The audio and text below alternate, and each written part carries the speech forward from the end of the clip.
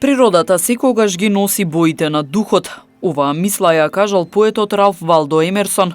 Доказ за неговата мисла и раскошната природа со која располага Шара, мелем за сите влюбеници во планинарството, но и непроценливо природно богатство од кое секое живо суштество добива придобивки.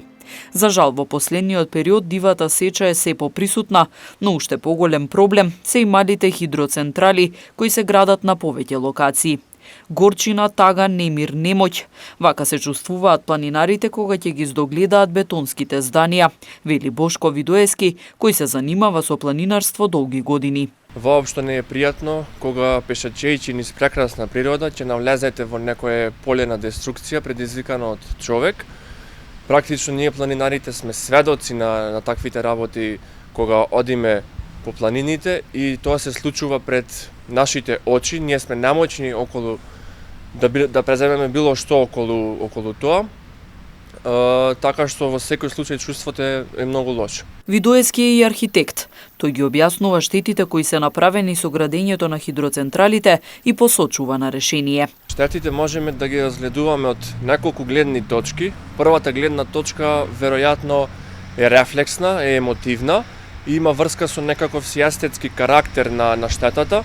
Односно секој планинар, секој добронамерник кога оди нагоре, рефлексно емотивно реагира доколку природата не е убава како што била претходно, доколку е нарушена нејзината автентичност. За жал сметам дека овој естетски карактер има и геоморфолошка смисла, бидејќи се нарушени некои релефни посебности во зафатените подрачја.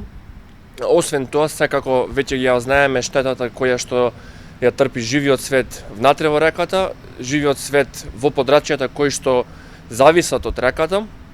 Освен тоа, штета трпат и мештаните, земјоделието е погодено, се јавува недостаток на питка вода, недостаток на вода за нивни домашни потреби.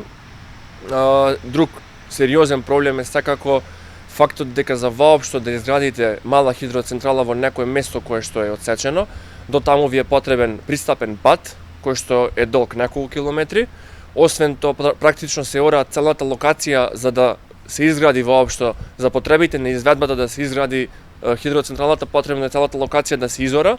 Сите тие пристапни патишти и приоди придонесуваат за сечана шума, придонесуваат за намалување на тревнати површини, создаваат ерозивни подрачја, се јавуваат и слечишта. И не треба да се заборави еден друг проблем кој што лежи во потенцијалот на тој наменски отворен пат во иднина да покани и други криминогени индивидуи да го искористат тој пат до таму да долечкаат механизација за да се направат други своји цврсти градби, своји дивоградби. Потребно е според мене да се редефинира законската регулатива, да се донесе нова, да се редефинира терминот на обновливи извори на енергија и од таму целосно да се изземат малите хидроцентрали како извор кој што можеби е обновлив во некоја смисла, потекнува од водата како истечна, меѓутоа создава практично необновливи штети по околината во секоја друга смисла.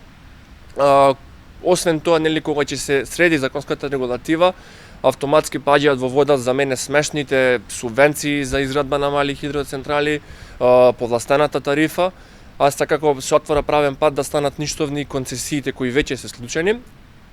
И штом ќе ја испегламе таа законска рамка, мора да се зафатиме да работиме како држава на терен, односно да ја дадеме услови на самата планина да се излечи. Екологистите во неколку наврати како предлог за преземање го посочија и примерот од Босна и Херцеговина, каде што се укинаа сите субвенции за изградба на малите хидроцентрали, токму заради нивното штетно влијание врз природата.